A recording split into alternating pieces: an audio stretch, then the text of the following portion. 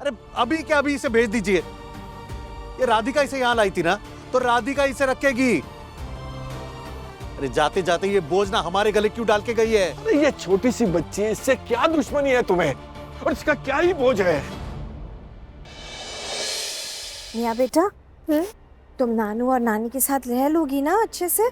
हाँ, बस 15 दिन की तो बात है, फिर मैं मम्मा के साथ रहूंगी। विवेक, ये क्या कर रहे हो तुम? उठो यहाँ से, चलो। आप लोगों को अंदर जाना है ना तो जा सकते हैं, पर ये बच्ची एक कदम भी अंदर नहीं लेगी।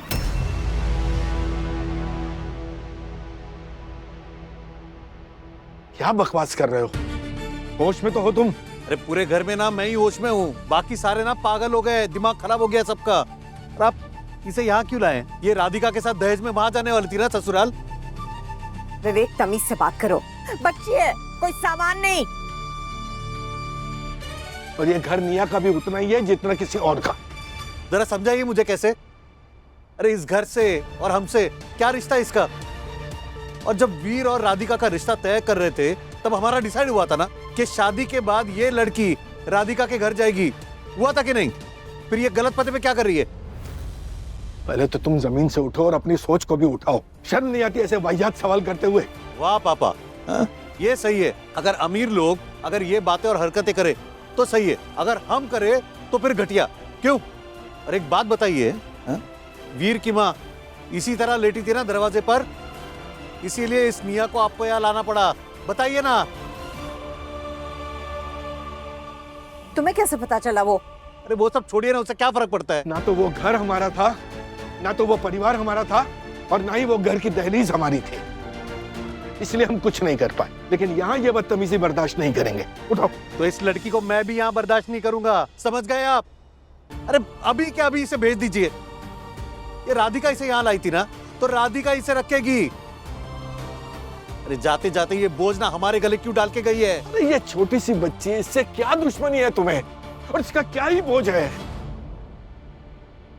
अरे आप उठाइए, बोझ उठाइए आप भी। आपके पास काम धंधा है? काम धंधा तो नहीं है ना आपके पास। तो कुल मिला के इस घर में सिर्फ एक ही आदमी है जो कमाता है। राधिका नौकरी करती थी, पर अब तो उसकी शादी हो गई। तो शादी के बाद वो नौकरी करेगी नहीं करेगी किसे पता। और अगर कर भी लेती है तो पैसे यहां देगी या वहां, ये भी तो नहीं पता। तो कुल मिलाकर इस खानदान को चलाने का, खिलाने का, पिलाने का जिम्मा सिर्फ मेरा है। करेक्ट? पर आप लोग ये बात क्यों नहीं समझ रहे हो? एक बच्ची मतलब और एक खर्चा, उसका खाना पीना, कपड़ा लत्ता, दूध, दवाई, अरे 1000 खर्चे होते हैं। आप लोग ये बात समझ क्यों नहीं रहे? अरे इतना आलीशान घर है, अरे भेज दीजिए ना उसे वहां। अरे किसी कोने में पड़ी रहेगी, किसी को फर्क भी नहीं पड़ेगा। और हमारा घर देखिए इतना छोटा है, और लोग देखिए कितने सारे हैं यहाँ रहने के लिए। राधिका को फोन कीजिए और कहिए उसे कि इसे लेके जाए यहाँ से अभी के अभी। विवेक, अरे कुछ भी बोले चले जा रहे तू। अरे मुंह खोलने से पहले कभी सोच तो लिया करके क्या बोल रहे नालायक। अरे तो इनको सोचना चाहिए था ना, इसे यहाँ लाने से पहले। तब मैं ही सोचूं। और वहाँ राधिका के आंखों में तो आंसू आए होंगे और बेचारी रोई होगी कि पापा अब मैं क्या करूं। और आपका दिल भी पिघल गया होगा, और आपने ना मेरे बारे में एक बार भी नहीं सोचा। कब तक इस बच्ची को यहाँ खड़ी रखेंगे हम? पहले ही इतनी थकी हुई है। अरे कहिए ना उसे बैसाखी टेकते टेकते जाए अपने मम्मा के घर। अरे इतना बड़ा आलीशान घर है, आलीशान बिस्तर होगा, अरे आराम करे। यहाँ पे ना इसके लिए बिल्कुल जगह नहीं है, कह रहा हूं मैं। मतलब आज के आज सारी हदें पार कर दोगे? कोई शर्म, कोई हया, कोई कुछ नहीं, कोई इंसानियत नहीं बची तुम में।